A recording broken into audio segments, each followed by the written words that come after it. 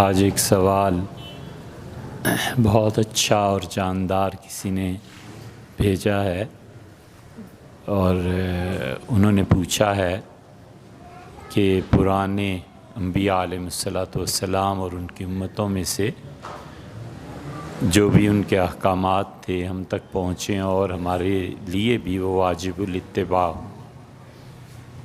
یہ بڑا اچھا سوال کسی صاحب علم نہیں پوچھا ہے، بظاہر یہ معلوم ہوتا ہے۔ انشاءاللہ آئندہ بات کریں گے۔ وجہ اس کی یہ بھی ہے کہ ہم سفر میں تھے اور آ رہے تھے کہ اچانک نماز جمعہ سے پہلے یہ سوال ملا۔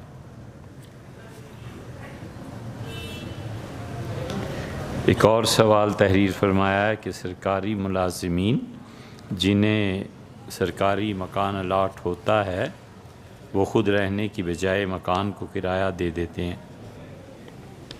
اچھا، کیا ایسا کرنا جائز ہے؟ کرائے پر دینے والے اور کرائے پر لینے والے دونوں کے لیے کیا حکم ہے؟ گورنمنٹ اس کی اجازت دیتی ہے یا نہیں؟ کیونکہ مکان سرکار کا ہے نا، سرکار سے پوچھیں۔ سرکار اگر کہتی ہے کہ آپ آگے اسے رینٹ آؤٹ کر دیں اور آپ اس کا کرایہ لے سکتے ہیں تو کوئی حرج نہیں، اور گورنمنٹ منع کرتی ہے تو نہیں کرنا چاہیے۔ اس کے باوجود جو لینے والا ہے اس چیز کو لے لیتا ہے، اس کے علم میں ہے قانون یا نہیں ہے، اس کے لیے درست۔ وجہ اس کی یہ ہے کہ کسی کے ذمے یہ نہیں لگا کہ پوچھے کسی سے بھی کہ تمہارے پاس مال یا کوئی چیز کہاں سے آئی ہے۔ ہر آدمی کا اپنا مال ہے، ہر آدمی کا اپنا گھر ہے، ہر آدمی کی اپنی پراپرٹی ہے۔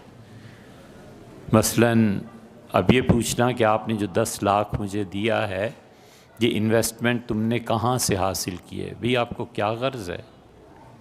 انکم ٹیکس کے ہیں، آپ انٹیلیجنس کے ہیں، آپ کیوں پوچھتے ہیں؟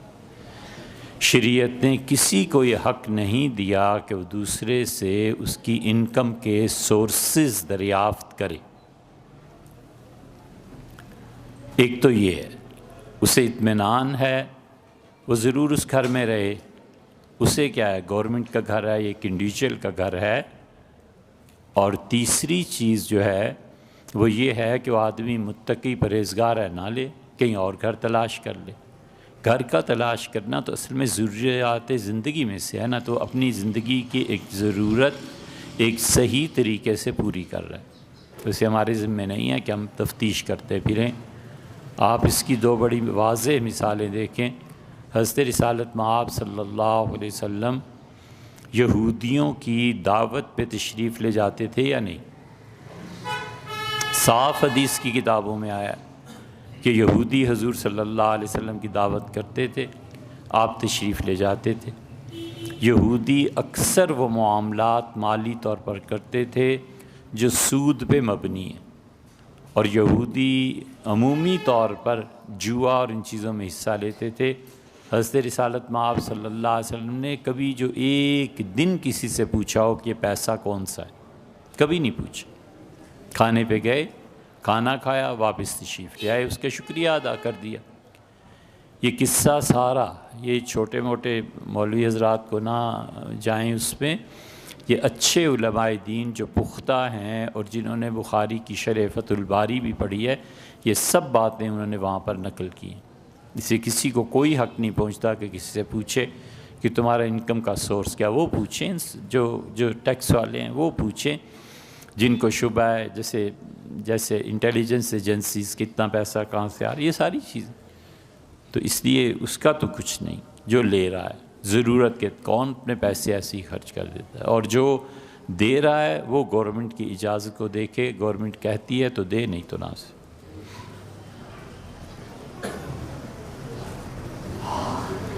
بس اسٹیٹ آفس کے ملازمین بھی جو بھی ہو، سب کے متعلق قاعدہ تو ایک ہی ہے۔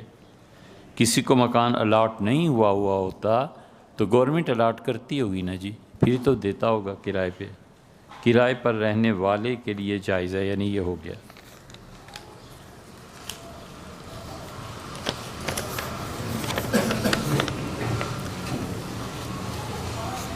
اسلام میں باندی اور غلام کا کیا تصور ہے؟ کب تک یہ نظام رائج رہا؟ کب شروع ہوا، کب ختم ہوا، کس بنیاد پر ختم کرنے پر امت کا اجماع ہوا، یہ بھیا ساری باتیں ہو چکی، ایک بار نہیں کئی مرتبہ ہو چکی۔ اس لیے جو سوالات مکرر آتے ہیں نا، ہم معذرت خواہ ہیں کہ انہی چیزوں میں کب تک لگے رہیں، اور ریکارڈ بھی ہو چکی۔ ایک سوال یہ پوچھا ہے کہ کوئی آدمی کوئی چیز کسی سے لے لیتا ہے اور پھر اس چیز کا نقصان ہو جاتا ہے، تو اب اس کے بارے میں کیا حکم ہے؟ دیکھیں، عاریت کسی چیز سے، کسی آدمی سے کوئی چیز لے لینا، کوئی آدمی کسی کو وقتی طور پر کسی چیز کا مالک بنا دے اور اس سے کہے کہ اتنے دن تک تم اس میری چیز سے فائدہ اٹھاؤ، اور مالکانہ حقوق میں نہیں دے رہا۔ مثلا اس نے اپنا کرتا پاجامہ دیا اور اس نے کہا آپ 2 مرتبہ پہن لیں، 4 مرتبہ پہن لو، یا کل جو تقریب ہے اس میں پہن لو، پھر مجھے واپس دینا ہے۔ تو ایسے لوگ جو چیز کے مالک ہوتے ہیں انہیں فقہ کی اصطلاح میں معیر کہتے ہیں، عاریت، رعایت، یہ اسی طرح کے الفاظ۔ آپ مجھے یہ رعایت دے سکتے ہیں کہ میں آپ پارا سے میلوڈی آپ کی گاڑی میں بیٹھ جاؤں؟ تو رعایت دینا، کسی کو اسے کہا جا سکتا ہے کہ جی میں آپ کو میلوڈی اتار دیتا ہوں، لیکن یہ گاڑی آپ کی ملکیت نہیں ہو جائے گی۔ اگرچہ معاشرے میں ایسے نہیں بولا جاتا، مگر اصل اس کی یہ ہے۔ تو جو بھی چیز کے مالک ہوتے ہیں اسے معیر کہتے ہیں، اور جو طے ہو جاتا ہے، جو طے کرتا ہے، وہ مستعیر ہوتا ہے، مانگنے والا، لینے والا۔ اور چیز جو ہوتی ہے وہ استعارہ کہلاتی ہے۔ یہ فقہا کی اپنی شرعی اصطلاحات۔ اس لیے جب یہ طے ہو جائے اور اس پہ طے کر لیں کہ مفت میں یہ فراہم کیا جا سکے گا تو مفت کا ہو گیا، اور اگر اس پہ اجرت کو متعین کر دیں کہ یہاں سے اگر آپ پارا اتار دیں تو میں آپ کو 10 روپے دوں گا، تو یہ اجارہ ہو گیا، یہ کرایہ ہو گیا۔ دونوں میں بنیادی فرق یہ ہے کہ عاریت اور رعایت میں پیسے نہیں لیے جاتے، اور جب پیسے لیے جائیں گے تو یہ اجارہ ہو جائے گا، یہ ایک معاہدہ ہو جائے گا کہ آپ مجھے میری منزل تک پہنچائیں گے تو اتنے پیسے کے آپ مستحق ٹھہریں گے۔ اس لیے عاریت اگر ہلاک ہو جائے، چیز جو لی تھی وہ برباد ہو جائے، چیز جو لی تھی کہیں گر گئی، گم ہو گئی، تو اب اس سلسلے میں جو مستعیر ہے، جس نے وہ چیز لی تھی، اگر اس کی غفلت سے ضائع ہوئی ہے تو اسے تاوان دینا پڑے گا۔ اگر اس کی غفلت سے ضائع نہیں ہوئی، قدرتی طور پہ ہو گئی ہے، تو اس کے ذمے کچھ نہیں۔ اور اگر اس نے یہ طے کر لیا کہ باوجود اس کے کہ یہ رعایت پہ دے رہا ہوں، لیکن اگر کچھ ہو گیا تو تم اس کے ضامن ہو، یہ شرط باطل ہے، اس شرط کی کوئی پرواہ نہیں کی جائے گی۔ حضور صلی اللہ علیہ وسلم جو فرمایا نا کہ معاہدے حق ہیں، اور اس پر جو شرائط لگائی جاتی ہیں وہ باطل ہیں۔ تو اس لیے کوئی شرط لگا دیتا ہے کسی چیز پہ، وہ کہتا ہے نکاح کر لو، اب نکاح شرعاً جائز ہے، لیکن اسے کہتا ہے کہ میرا حکم ہے کہ اتنے دن تک تم اس کے قریب نہیں جا سکتے، یہ شرط باطل قرار پاتی ہے، کیونکہ وہ ایک دوسرے کے ساتھ ایک بندھن میں بندھ چکے۔ اور اس میں پھر تفصیلات ہیں۔ اب یہاں آ کے وہ لوگ جو عقل انسانی کو کچھ نہیں سمجھتے اور جذبات کی بنیاد پر دین کو حل کرنا چاہتے ہیں، یا کہتے ہیں حضور اقدس صلی اللہ علیہ وسلم نے یہ فرمایا ہے، حدیث میں یہ آیا ہے، اب لے آؤ حدیث پھر اس کی بھی کوئی۔ ایک آدمی نے کسی کو انگوٹھی دی، کہا یہ پہنی ہے، شادی کے بعد مجھے واپس کر دینا۔ وہ انگوٹھی اس سے گر گئی، کوئی چور لے گیا، وہ انگوٹھی کہیں دریا میں، کنویں میں، کسی چیز پہ گر گئی، غائب ہو گئی۔ اب کیا کیا جائے؟ یہ ان سے پوچھیں جو ہر مسئلے میں حدیث کی بات کرتے ہیں نا۔ ایسے نہیں ہے، کتاب و سنت نے لوگوں کو وسعت دی ہے، اور جو پیش آمدہ معاملات ہیں اس وقت پہ اس فیصلے کو کرنے کو صحیح قرار دیا ہے۔ فیصلہ صحیح ہو جائے اللہ کے ہاں دوہرا اجر ہے، فیصلہ صحیح نہ ہو تو بھی وہ فیصلہ کرنے کی اتھارٹی بھی ہو اس کی اور پڑھا لکھا ہو تو یہ درست ہے، اسے گہرا ثواب ملے گا۔ انگوٹھی گم ہو گئی، گر پڑی۔ وہ کہتا ہے میری انگوٹھی واپس کرو، میں نے تو تمہیں اتنے دن کے لیے دی تھی۔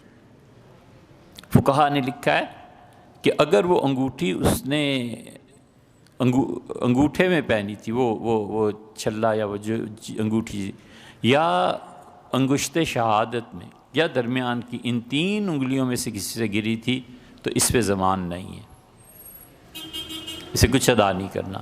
اور اگر ان 2 انگلیوں سے گری تھی، درمیان والی انگلی اس کے ساتھ والی، تو اسے ضمان ادا کرنا پڑے گا۔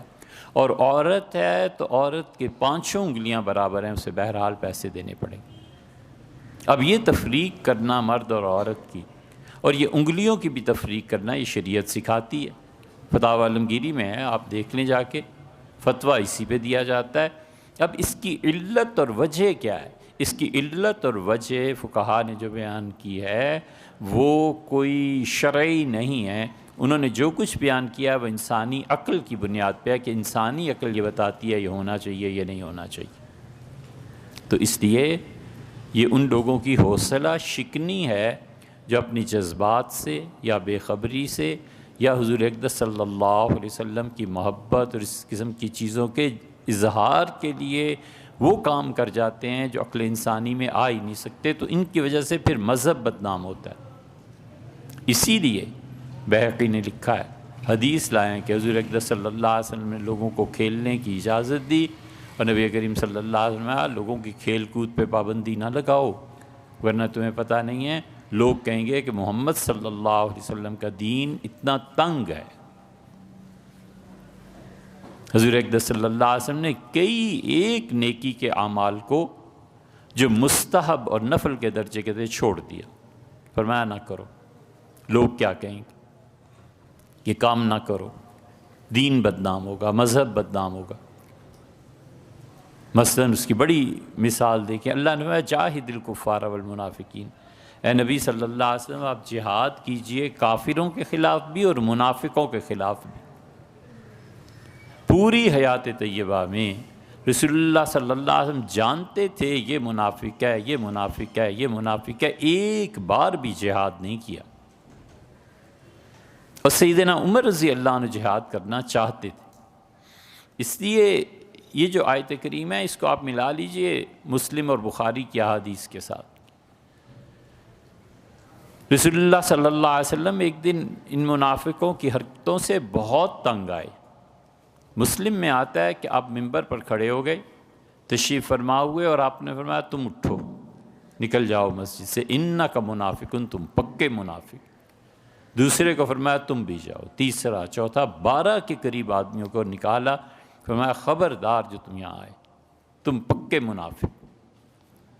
اس زمانے کا نفاق اعمال پہ مبنی تو کم ہوتا تھا، عقیدے پہ زیادہ ہوتا تھا، یعنی اصل میں کافر ہونا اور شو کرنا کہ میں مسلمان ہوں۔ نکال دیا حضور صلی اللہ علیہ وسلم، بس اس سے زیادہ کوئی کارروائی نہیں کی، جہاد نہیں کیا۔ سیدنا عمر رضی اللہ عنہ ایک دن کہا اللہ کے رسول، مدینہ منورہ میں فلاں منافق، فلاں فلاں فلاں فلاں، ان کو مار نہ دیں، ان کے خلاف جہاد نہ کریں۔ تو حضور صلی اللہ علیہ وسلم فرمایا نہیں عمر، ایسے نہیں کرتے، تمہیں پتہ ہے پھر کافر میرے متعلق یہ کہیں گے کہ لو ہماری تو سختی آئی تھی، اب یہ جو کلمہ پڑھتے ہیں ان کے دوست، ان کے ساتھ اٹھتے بیٹھتے ہیں، ان کی بھی سختی آئی ہے، نہیں کیا۔ ام المومنین دوسری مثال دیکھ لیں، جیسے عائشہ رضی اللہ عنہ فرماتی ہیں کہ حضور صلی اللہ علیہ وسلم جب حج سے تشریف لائے تو مجھ سے فرمایا عائشہ مجھے خوف نہ ہوتا تو میں اس بیت اللہ کو اصل دیواروں پہ تعمیر کراتا، اصل بنیادوں پہ جو ابراہیم علیہ السلام نے رکھی تھی میرے جد امجد۔ کہا وہ کیسے؟ فرمایا جو حجر اسود سے جہاں سے طواف شروع ہوتا ہے اس سے آگے چلے جاؤ تو یہ بیت اللہ کعبۃ اللہ جو ہے یہ چند فٹ اور آگے کا فرمایا یہاں تک تھا، اور اس کے بالکل سامنے جو دیوار لگتی ہے فرمایا یہ بھی لمبی تھی، اور یہ جو حتیم کھچی ہوئی ہے یہ اس لیے دونوں دیواروں کو آگے بڑھانا چاہیے تھا، لیکن عربوں نے اس کی تعمیر میں اس جگہ کو چھوڑ دیا، ان کا پیسے نہیں رہے، کیونکہ کفار مکہ نے جب اسے بنایا، مشرکین مکہ نے، تو انہوں نے کہا اللہ کا گھر بننا ہے اور اس میں کسی بھی طوائف کی کمائی نہیں لگائی جائے گی، کوئی حرام نہیں لگایا جائے گا، خدا کا پاک گھر ہے۔ تو آپ نے فرمایا وہ جو باقی حصہ گھر کا رہ گیا تھا نا، اس وقت لوگوں نے اسے اینٹوں کی ایک آڑ بنا دی، جہاں آج کل آپ دیکھتے ہیں نا پورا ایک آدھا دائرہ کھینچا ہوا ہے۔ فرمایا یہ جگہ بیت اللہ کے اندر کی جگہ ہے، یہ ہمارے جو آباء و اجداد تھے اس لیے انہوں نے نشان لگا دیا تھا کہ آئندہ کسی کے پاس بھی ہمارے پاس پیسے ہوں گے تو دونوں دیواروں کو کھینچ کے اوپر اس کے چھت ڈال دیں گے۔ فرمایا میرا جی چاہتا ہے۔ تو اس سے عائشہ رضی اللہ عنہا اللہ کے رسول پھر فرمایا دیکھو میں اگر یہ کام کر دوں نا تو یہ جتنے کل مسلمان ہوئے ہیں پچھلے دنوں میں وہ سب اٹھ کھڑے ہوں گے میرے خلاف اور کہیں گے کہ اللہ کے رسول نے پہلے ہمارا دین بدلا، اب خدا کا گھر بھی بدل رہا ہے۔ چھوڑ دیا۔ عبداللہ ابن زبیر رضی اللہ عنہما نے پھر بیت اللہ کو بنایا تھا، ٹھیک اس نقشے کے مطابق جو ان کی خالہ سیدہ عائشہ رضی اللہ عنہا نے بیان کی۔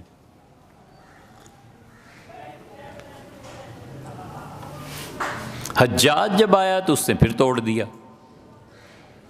اس نے کہا ابن زبیر ملحد تھا، بددین آدمی تھا، خدا کے گھر میں باغیوں کو پناہ دیتا تھا۔ قصہ یہ تھا کہ بنو امیہ جو کچھ کرتے تھے ظلم، انہوں نے اس ظلم کے لیے بڑی کوشش کی کہ وہ مٹ جائے، اور بیت اللہ کے مقابلے میں انہوں نے بیت المقدس کو بنایا۔ کہاں سے دنیا بھر سے ہیرے اور جواہرات جمع کیے کہ بیت المقدس میں مسجد اقصیٰ جو ہے وہ مرکز بنے مسلمانوں کا، اور یہ مرکز ختم ہو جائے۔ ریشم اور بڑی قیمتی چیزیں، اس کی خیر تفصیل لکھی تاریخ میں، تو انہوں نے مسجد اقصیٰ کو بنا لیا۔ اب مسلمان حج کے لیے امت کو اتنی مردہ تھوڑی ہو گئی تھی، وہ مسجد اقصیٰ کیوں جاتے، وہ تو سارے گئے بیت اللہ میں۔ عرفات میں خطبہ دیتے تھے عبداللہ ابن زبیر رضی اللہ عنہ، 9 سال تک ان کی خلافت چلی ہے، اور ان غاصبوں کے خلاف تھے جنہوں نے خلافت کو غصب کر لیا تھا۔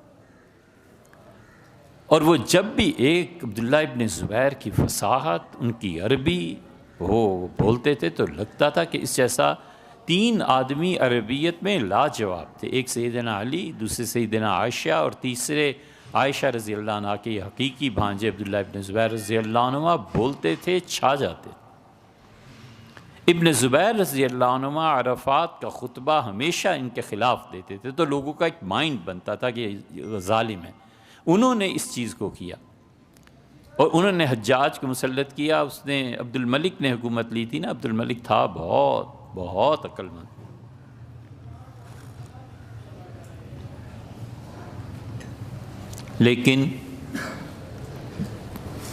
لیکن بھاڑ میں جائے ایسی عقل جو انسان کی عاقبت کو برباد کرے، والعیاذ باللہ۔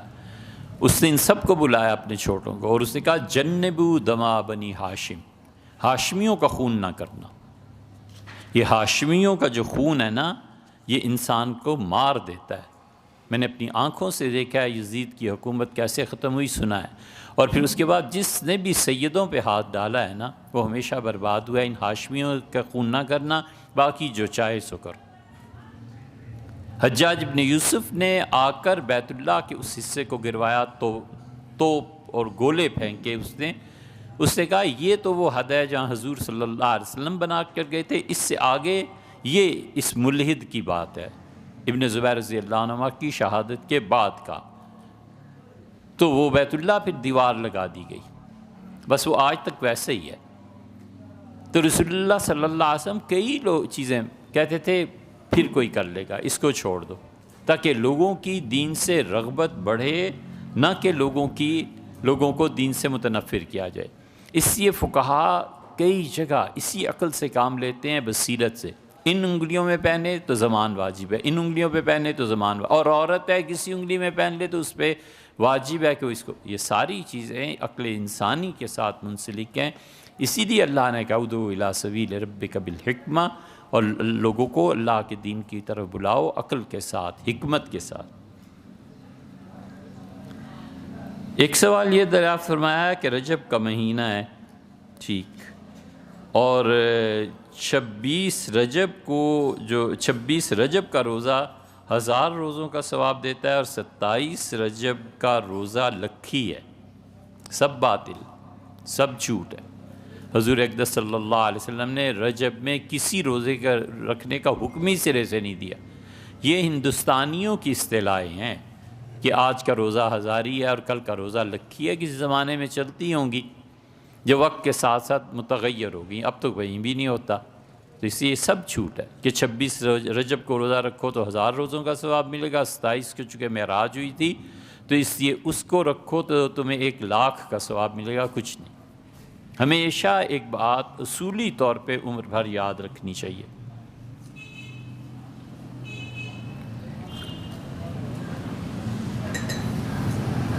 کسی بھی عمل پہ عذاب اور کسی بھی عمل پہ ثواب یہ صرف اللہ کا اختیار اور حق ہے کہ وہ کرے۔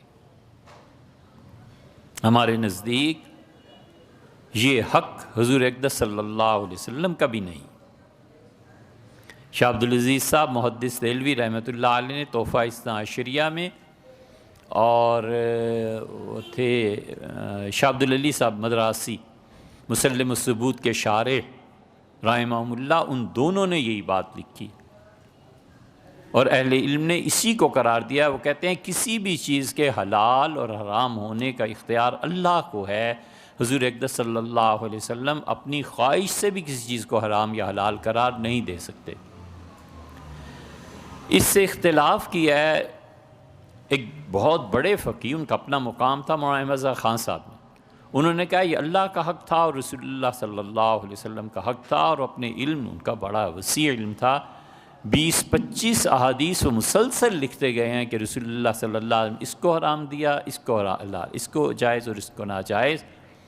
تو وہ اس لیے عرض کر رہے ہیں کہ ایک مسلک یہ بھی ہے، لیکن کسی بھی بات کو حلال اور حرام قرار دینا، شریعت کو بیان کرنا نئے سرے سے، نئی بات، اللہ کا حق ہے اور کسی کا نہیں۔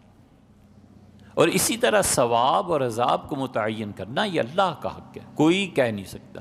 حضور اقدس صلی اللہ علیہ وسلم کسی چیز کے متعلق فرما دیں کہ اس پہ تمہیں اتنا ثواب ملے گا، 1000 گنا ثواب، یہ ان کا حق بھی محققین اہل احناف نہیں مانتے، وہ کہتے ہیں یہ بھی اللہ کا۔ تو کسی بھی چیز کے بارے میں اپنے پاس سے ثواب اور عذاب کی باتیں بیان کرتے رہنا اور لوگوں کو دھمکیاں دینا کہ تم اتنے 1000 برس چلو گے اور تو یہ ہو جائے گا اور وہ ہو جائے گا اور تم جنت میں اتنی تمہیں حوریں ملیں گی، ان کے پیچھے اگر رسول اللہ صلی اللہ علیہ وسلم کا فرمان نہیں ہے تو یہ رسالت میں شرک ہے، یہ رسالت میں شرک ہے، یہ کوئی چھوٹا سا گناہ نہیں ہے۔ جو پیغمبر علیہ الصلوۃ والسلام کو حق اللہ نے نہیں دیا، یہ اپنے لیے ثابت کر رہا ہے، یہ اس سے بھی زیادہ تباہ کن بات۔ اس لیے شرک فی النبوت یہ ہو جاتا ہے۔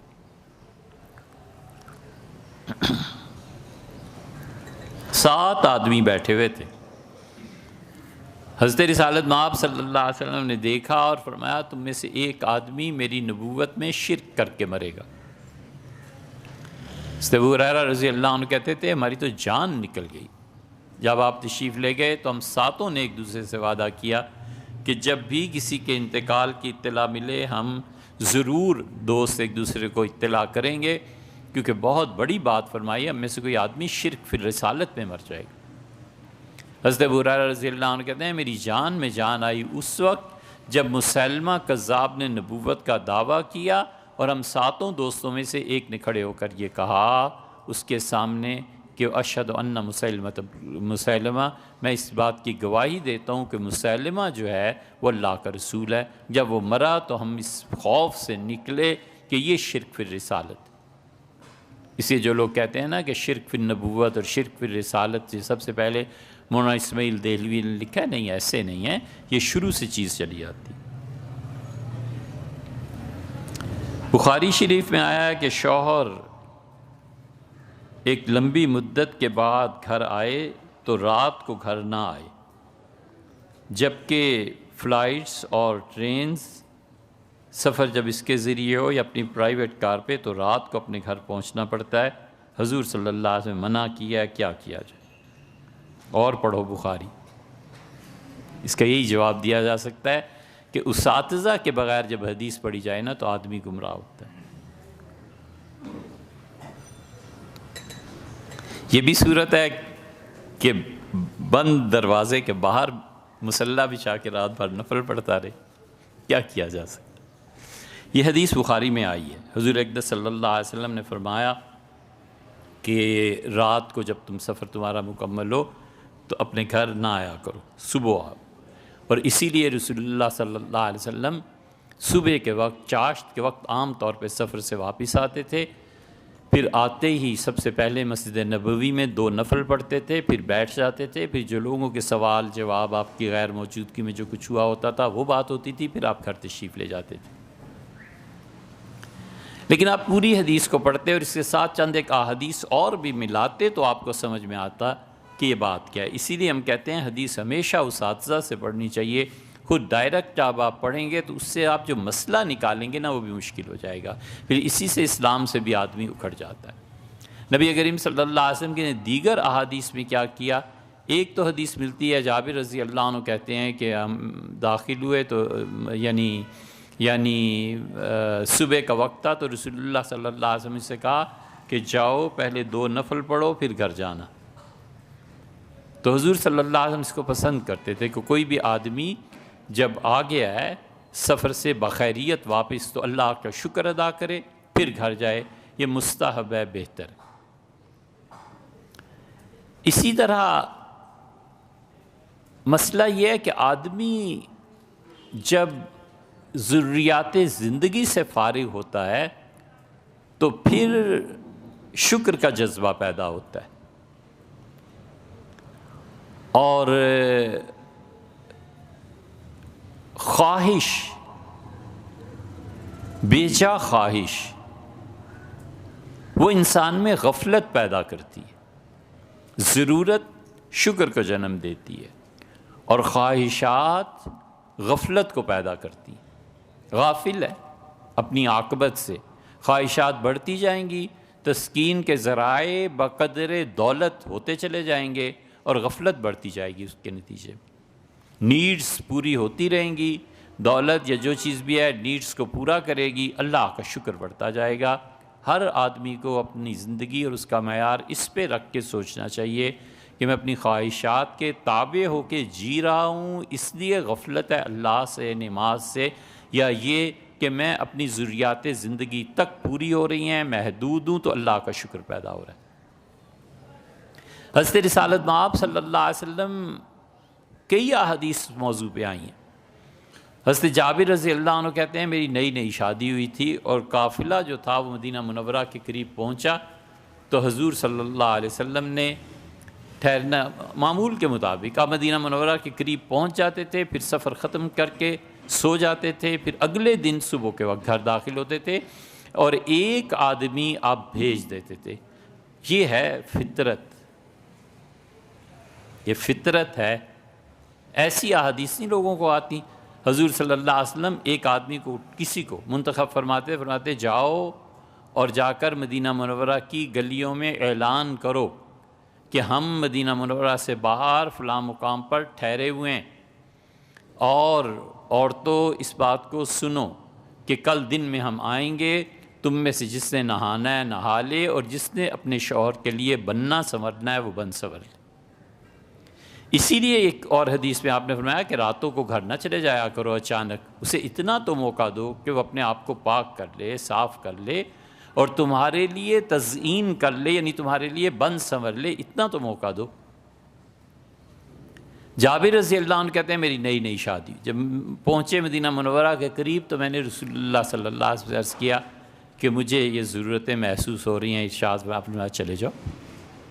یہ ہے اصل جو آپ نے کہا نا کہ رات کو، ہمارے زمانے میں اس حدیث پہ عمل ہونا کیسے ہوگا جبکہ فون ہے، سب چیزیں موجود ہیں، تو آدمی اپنے آنے کی اطلاع مناسب وقت میں کر دیتا ہے۔ اس لیے اس حدیث پر اب بھی عمل کرنا کہ رات کو باہر رہے اور پھر گھر آئے، یہ کرنا ہی نہیں چاہیے سرے سے۔ یہ حدیث حضور صلی اللہ علیہ وسلم جس مصلحت کے تحت کہی تھی وہ ہمارے زمانے میں آسانی سے پوری ہو جاتی۔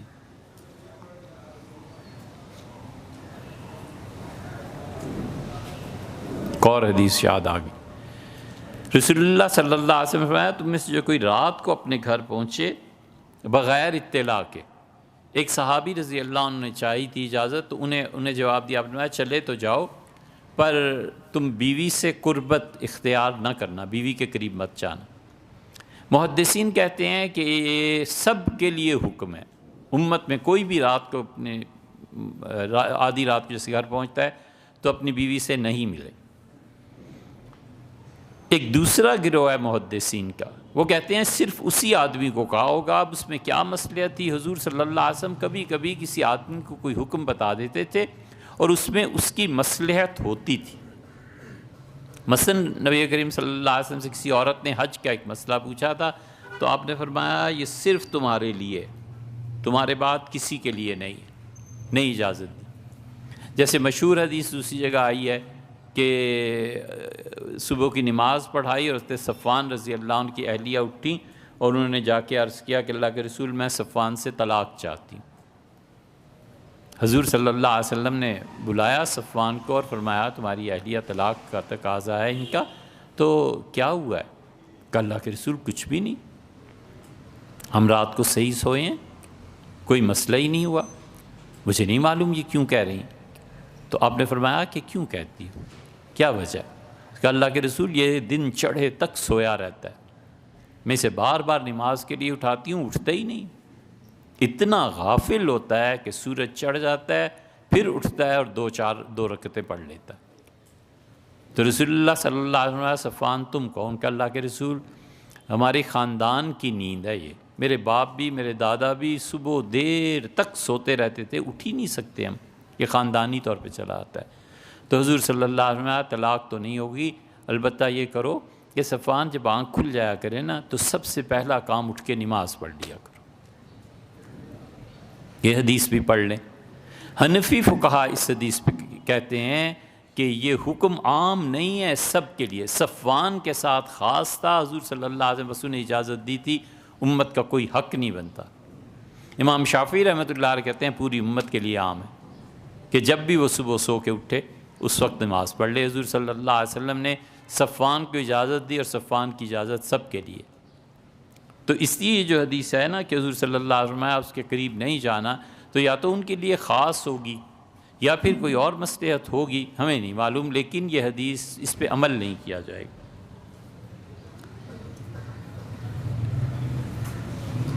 زمین کو لوگوں کو عطا کرنا یہ حکمرانوں کا حق ہے بھئی، حضور صلی اللہ علیہ وسلم عطا کیا کرتے تھے۔ نبی کریم صلی اللہ علیہ وسلم نے سے زبیر رضی اللہ عنہ سے کہا تھا کہ زبیر اپنا گھوڑا دوڑاؤ اور جتنا تم دوڑا سکتے ہو دوڑاؤ، اور جب گھوڑا رک جائے تو اس تک جتنی زمین ہے یہ سب کی سب تمہاری۔ حضرت زبیر رضی اللہ عنہ اٹھے اور گھوڑا دوڑاتے رہے یہاں تک کہ ایک جگہ پہنچ کے حضرت زبیر رضی اللہ عنہ کو گھوڑا خود بخود رک گیا، تو زبیر رضی اللہ عنہ نے کوڑا پھینکا اور جو لوگ ساتھ تھے ان سے کہا یہ جگہ ہے میری، بس حضور صلی اللہ علیہ وسلم جہاں یہ خود رک جائے تو یہ خود رک گیا۔ یہ عطا ہے، حکومت دیتی ہے، حکومت وقت کا اختیار ہوتا ہے۔ رہ گئیں وہ زمینیں جنہیں کوئی آباد نہیں کرتا، تو حضور صلی اللہ علیہ وسلم من احیا ارضا میتۃ فہو لہ، جو بنجر زمین کو آباد کر دے گا وہ اسی کی ہو جائے گی۔ اسی لیے صحابہ کرام رضی اللہ عنہ یہ سمجھتے تھے کہ جو بنجر زمینیں حکومتوں کی پڑی ہوئی ہیں، اگر حکومت اس پہ کوئی کام نہیں کرا رہی تو لوگوں کا حق بنتا ہے کہ اسٹیٹ اگر کام اس کو نہیں یوز کر رہی تو لوگ جائیں اور ان بے آباد زمینوں کو آباد کریں۔ وجہ اس کی یہ ہے کہ اللہ اس سے خوش ہوتا ہے۔ اللہ تعالیٰ نے فرمایا، یہ حدیث آپ کو ملے گی ابو بکر جساس رازی، ان کی جو احکام القرآن ہے وہاں لائے کہ اللہ تعالیٰ نے فرمایا کہ شہر بناؤ، شہروں کی تعمیر کرو، وَأَمِّرُوا فِيهَا عِبَادِي، دیکھو میری مخلوق کو اس میں آباد کرو۔ تو اللہ کا حکم تو یہ ہے، اگر حکومت اس پہ عمل نہیں کرتی تو پبلک کو یہ حق حاصل ہے کہ جس زمین کو وہ آباد کریں، سرکاری زمین کو، کسی شخص کی ملکیت نہ ہو اور وہ اس پہ محنت کر لیں تو کہتے ہیں بالکل ٹھیک ہے۔ حضور صلی اللہ علیہ وسلم نے حضرت وائل رضی اللہ عنہ کو زمین دی تھی حضرموت یمن میں، یمن اس وقت فتح ہو گیا تھا، تو آپ نے حضرت معاویہ رضی اللہ عنہ سے کہا تھا کہ لے جاؤ اس کو وائل کو ساتھ اور فلاں جگہ سے لے کے فلاں جگہوں تک جتنی زمین ہے اس کے حوالے کر دو، اس لیے کہ ان لوگوں نے آباد کیا نا پھر اس زمین کو۔ اسی لیے جو زمین کا احاطہ کر لے، شریعت کہتی ہے، صاحب ہدایہ نے بھی اس کو لکھا ہے کہ جو زمین کا احاطہ کر لے غریب آدمی وہ اسی کی۔ گورنمنٹ کی کتنے ہی پلاٹس اسلام آباد میں ہیں جنہیں گورنمنٹ نے آباد نہیں کیا۔ ایک تو وہ سیکٹرز ہیں نا جو آباد ہیں، ایک کچھ ایسے بھی ہیں جو سال سے زمینیں پڑی ہوئی ہیں، گورنمنٹ اسے آباد نہیں کرتی، اور گورنمنٹ اگر اپنا حق ثابت کرتی ہے تو ٹھیک ہے، جہاں گورنمنٹ کی رٹ ثابت نہیں ہے وہ لوگوں کا حق بنتا ہے کہ وہ جہاں جا کر چار دیواری پھیر لیں تو ان کی ہوگی، وہ پتھر اٹھا کر رکھ دے تو بھی اس کی زمین ہوگی۔ اسی لیے اس ملک میں یہ جو زمیندار ہیں نا، جاگیردار، اور یہ جو نظام رائج ہے کہ پورے ملک کا خون چوستے ہیں، اس لیے کہ زمینیں مل جاتی ہیں، اس لیے کہ زمینیں نسل در نسل منتقل ہوتی ہیں، پھر نسل در نسل قیمتوں میں اضافہ ہوتا ہے، قیمتوں کے اضافے کے بعد جب قیمتوں کا اضافہ کروڑوں کو کراس کر کے اربوں میں پہنچتا ہے تو پھر وہ شوگر مل لگا لیتے ہیں، جب شوگر مل لگا لیتے ہیں تو پورے ملک کو کنٹرول کرتے ہیں، جیسے چاہیں سو کریں۔ اسی لیے مزارعت جائز ہے یا نہیں، اس پہ خود فقہا کا اختلاف رہا۔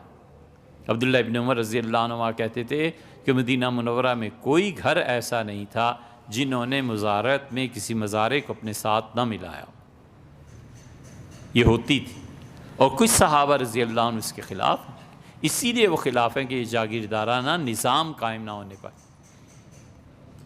سیدنا عمر رضی اللہ عنہ، حضرت بکر رضی اللہ عنہ کی خلافت تھی، تو حضرت طلحہ رضی اللہ عنہ جا کے کہا تھا کہ مجھے زمین کا کوئی ٹکڑا فلاں جگہ پہ ہے دے دیں۔ طلحہ رضی اللہ عنہ حضور صلی اللہ علیہ وسلم کو بہت پیار تھا ان سے، فرمایا تھا اوجب طلحہ جنت واجب کر لی، طلحہ جنت تیرے لیے ہوگی۔ طلحہ رضی اللہ عنہ نے ایک بازو پہ 70 تیر کھائے تھے، شلا یدو، بازو ہمیشہ کے لیے بیکار ہو گیا۔ کفار مکہ چاہتے تھے کہ حضور صلی اللہ علیہ وسلم کے چہرہ مبارک پر کوئی تیر جا کر لگے، تو تیر جو اتنی بچھاڑ مسلسل ہو رہی تھی تو طلحہ کبھی ہاتھ آگے کبھی پیچھے، کبھی ادھر کبھی ادھر کرتے تھے، اور ان کے منہ سے ایک تیر لگا اور ان کا سی جیسے آدمی تکلیف ہے۔ حضور صلی اللہ علیہ وسلم نے فرمایا طلحہ تو تھوڑا سا صبر اور کرتا اور یہ آواز نہ آتی، فرشتے تجھے اٹھا کر لے جاتے، لوگ دیکھتے کہ جنت میں کیسے جاتے۔ بہت محبت تھی، اپنے بال رسول اللہ صلی اللہ علیہ وسلم نے آخری حج سب کے سب طلحہ کو دیے، فرمایا طلحہ تم تقسیم کرو، میرے بالوں کو رکھ لو، آدھے بال دیے تھے، آدھا سر جب صاف، تو فرمایا طلحہ تقسیم کرو اور طلحہ تم اپنے پاس رکھو۔ حضرت طلحہ رضی اللہ عنہ بہت بڑے آدمی تھے، انہوں نے حضرت بکر رضی اللہ عنہ سے کہا مجھے زمین کا ایک ٹکڑا دے دیں۔ سیدنا بکر رضی اللہ عنہ سرکاری فرمان لکھوا دیا، مہر لگوا دی، اور فرمایا عمر سے بھی دستخط کرا لینا۔ جب وہ گیا حضرت عمر رضی اللہ عنہ کے پاس تو انہوں نے کہا بھئی تمہیں مبارک ہے، حضرت نے دی ہے، جو مرضی کرو، میں نہیں دستخط کرتا۔ انہوں نے پھر اصرار کیا، جب زیادہ اصرار بڑھ گیا تو انہوں نے کہا دیکھو طلحہ صاف بات ہے، میں اس کاغذ کو پھاڑ دوں گا اور یا پھر تم چپ کر کے چلے جاؤ اور زمین لے لو۔ انہوں نے پھر جب بات کی پھر دوبارہ حضرت عمر رضی اللہ عنہ کاغذ لیا اور پھاڑ کر پھینک دیا اور فرمایا لے جاؤ۔ کیا میں ابوبکر، ان کا ابوبکر کو بھی بتانا رضی اللہ عنہ۔ سیدنا ابوبکر رضی اللہ عنہ جب دیکھا تو بلا لیا، حضرت عمر رضی اللہ عنہ سے کہا یہ کیوں؟ ان کا حضرت میں نے اسے منع کیا ہے، طلحہ باز نہیں آتے۔ تو میں وجہ ان کا حضرت آپ کو نہیں معلوم، آپ تشریف نہیں لے گئے ان علاقوں میں، اس میں نمک کی کان ہے، اور یہ سرکاری چیزیں اور کانیں اگر ہم لوگوں کو دینا شروع کر دیں گے تو سرمایہ داری بڑھے گی، سرمایہ تو ان کے پاس چلا جائے گا، عام عوام کا کیا ہوگا؟ عام لوگوں کو کہاں سے چیزیں ملیں گی؟ حضرت عمر رضی اللہ عنہ کی بات سن کے حضرت بکر رضی اللہ عنہ کہ بھئی مجھے نہیں پتا تھا کہ آپ جو ٹکڑا مجھ سے مانگ رہے ہیں واقعی اس میں یہ ہے۔ تو حضرت طلحہ رضی اللہ عنہ اٹھ کے چپ کر کے جاتے ہوئے کہنے لگے حضرت ایک بات بس پوچھتے ہیں۔ حضرت بکر رضی اللہ عنہ کا کیا؟ انہوں نے کہا میں صرف یہ پوچھنا چاہتا ہوں کہ خلیفہ آپ ہیں یا یہ ہیں؟ تو حضرت بکر رضی اللہ عنہ کا اصل میں یہی خلیفہ ہے، میرا تو ایسے ہی نام آ گیا ہے، اصل آدمی یہ ہے۔